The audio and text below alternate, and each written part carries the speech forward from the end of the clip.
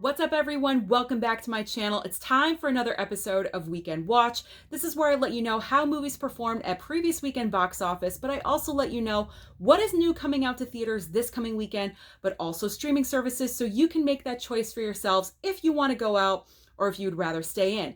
I apologize about my face. It's a little bit red because it's hot in my room. Summertime has hit Connecticut very early this year, so the air was going. I had to shut it off to make this video, so I'm a little hot right now.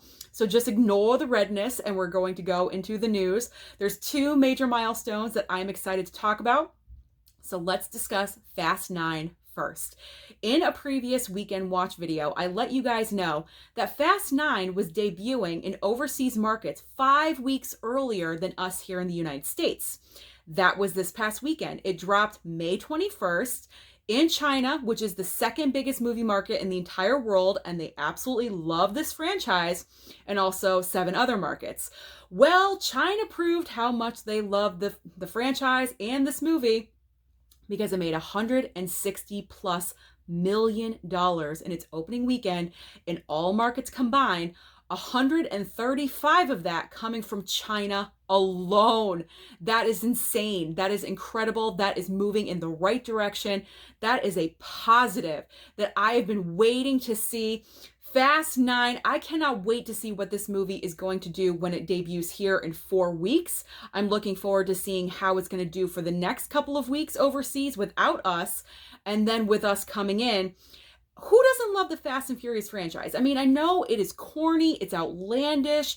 Every single movie that comes out, they up the game more and more ridiculousness, and it's outlandish. People coming back from the dead in this one. That's not a spoiler. If you've seen the trailer, you know who I'm talking about. But I mean, whatever, who cares? This is a movie that you can go and enjoy, shut your brain off for 2 hours for all reasoning, and just enjoy yourselves. That's the whole point of big budget summer blockbuster movies, and I'm looking forward to seeing this one. I honestly am. So I could not be happier that Fast 9 is making this money so far. I'm getting really positive vibes. I'm really happy that overseas they're feeling comfortable with going back to the theater for things that that people really want to see. This is why we need the big movies. We need those big movies, because when I reveal box office totals for this past weekend for the top 3, they're not really that thrilling. But this coming weekend, we have a couple of big contenders that are going to change all of that, hopefully. All right, milestone news number 2. The Saw franchise. As we all know, Spiral debuted last weekend, had its second weekend this past weekend. We'll talk about that in a second. But because of Spiral, Saw franchise is now in the exclusive $1 billion club for franchises. How incredible is that? MCU is at the top, obviously, with 22 billion, or 22 to 26 billion, I believe. You have Star Wars in there, Jurassic Park, DC, James Bond. We expect to see all of those. Saw movies? Really? Yes, really. There's a whole ton of them in the franchise, which is what you need, because these movies don't make a lot of money, but they make enough to keep going, as long as they make their money back, that's all that matters, and they're happy with that. Because horror movies, you don't feel like there's a big expectation for them, because a lot of them can be made on a super low budget. So for the Saw franchise to get into the exclusive $1 billion club for franchises is pretty impressive. I don't think Michael Myers is in there. I don't think Freddy Krueger is in there.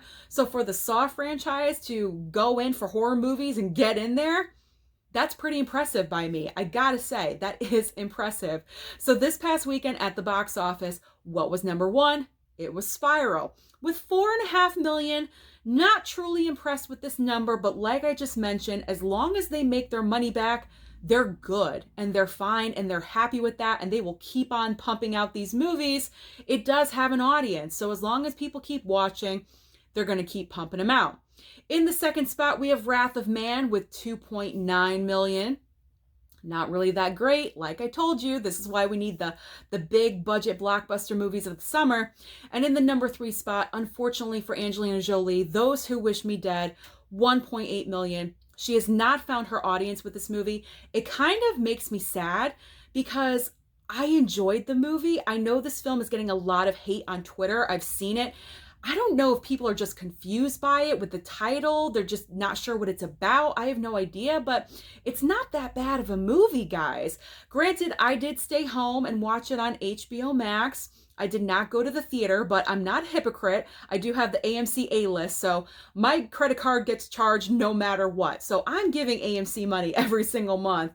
But for other people that don't have the AMC, I don't know, I feel like you guys are missing out. Go and see Angelina Jolie in this movie. I enjoyed it. I didn't think it was that bad. So show Angelina some love. I feel like this is the return of Angelina, and she's coming back in the Eternals in November, and I personally can't wait for it. So what is new for the box office this weekend? Unless you're hiding under a rock, you know what it is. We have two big blockbusters going head to head, and I can't wait to see what is going to happen. I want to see those numbers. A Quiet Place Part 2 versus Cruella. Which one is going to come out on top? I have my own personal theory, but I'm curious to see what you guys think down below. Let me know in the comments, which movie do you think is going to come out on top? I think it's going to be A Quiet Place Part 2 because it's exclusively only in theaters. There is no streaming option, whereas Cruella, same day, Disney Plus Premier Access with that $30 extra. So I think A Quiet Place Part 2 is going to reign at the top. I also think this because I read an article online that advanced ticket sales for A Quiet Place Part 2 are through the roof. Everyone is wanting to see this film. It has been long enough. People are jonesing to go and see this. So I think it's going to be a very interesting box office. This is what I live for. I love box office battles. I can't wait to see who is going to be on top. Now, as far as streaming goes, if you're not into either one of those, how could you not be? But we do have some streaming options. On HBO Max, we have the event that all you Friends fanatics have been waiting for, The Reunion. The Friends Reunion is dropping on Thursday on HBO Max. It seems like we've been waiting forever for this. I'm personally not the biggest fan of Friends. I'm like a give or take. I'll probably watch it just for like a nostalgia reason, but I'm not a hardcore fan. But if you guys are, watch it. It's going to be on Thursday. Over on Netflix, we have the third and final season of The Kominsky Method with Michael Douglas. Over on Disney Plus, like I mentioned, Cruella, that's the only thing you should be watching on Disney Plus. And on Hulu, we have an original film called Plan B. So that is everything entertainment going on this past weekend. And for this coming weekend, let me know down below, where are you going? Cruella, A Quiet Place Part 2? Or are you sticking to streaming? Don't forget to like and subscribe, and I'll see you next time.